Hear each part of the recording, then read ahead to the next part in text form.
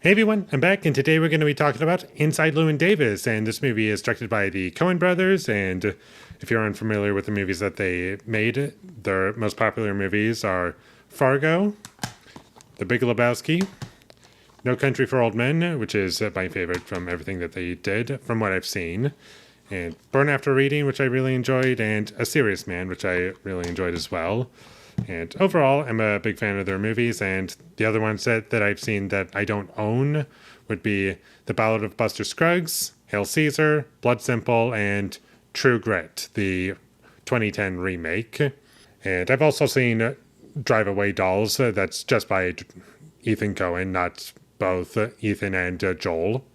And I thought this movie was pretty great, and honestly, one of my favorites from them, if not like pretty high up there at the very least. I thought Oscar Isaac was incredible in this movie, and he really adds so much to this movie, and the writing especially adds a lot to the film. And basically, the story of this is basically just a character who is trying to make his music work and really have his voice. And in any other movie, it would be just like a typical feel good movie. It's like, okay, a musician struggling, but eventually they find their way. But the thing is, this movie is kind of parodying that and just making it really comedic and just having the main character just be rude all the time and can't really accomplish much of anything.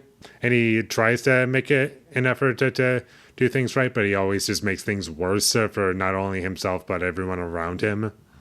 And the way they take that I found to be really fun. And I thought the pacing for this movie was really great. It was less than 2 hours. It never once felt like it overstayed its welcome for me.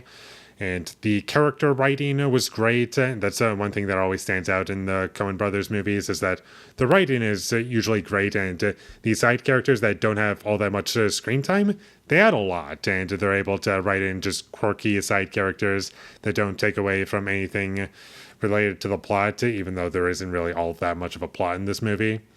But still, it's entertaining, engaging. You have somewhat of an idea of where we're going at the very least, and the movie never gets stale, despite what you might think of the plot, because the movie isn't really about the story. It's mostly just about this character going on this journey, trying to fix things, and is he going to accomplish them? I don't know.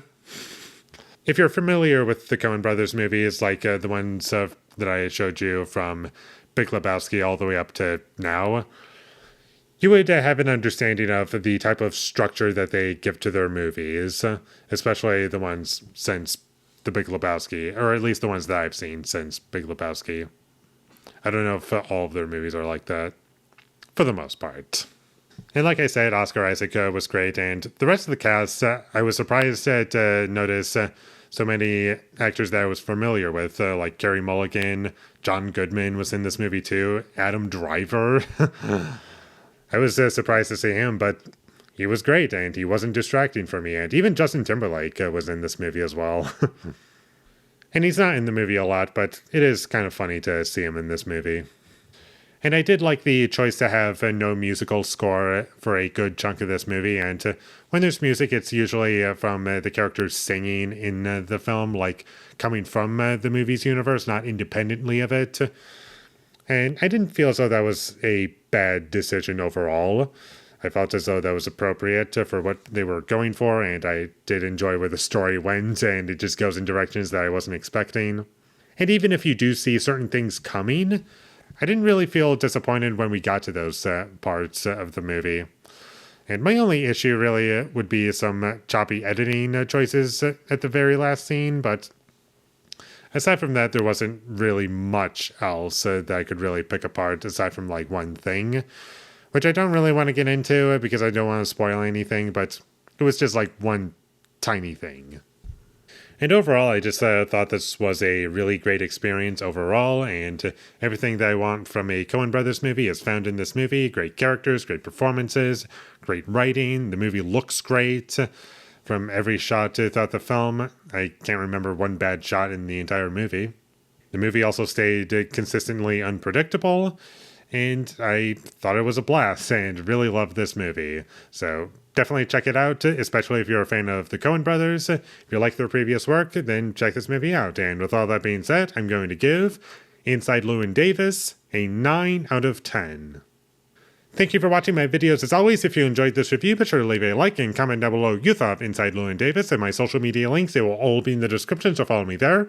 And last but not least, subscribe to be a part of Foley Nation, and I'll see you when I get my next review up, and that is going to be for Dawn of the Dead from 1978, the original. So look forward to that, but until I get that up, thank you for watching and have a great day.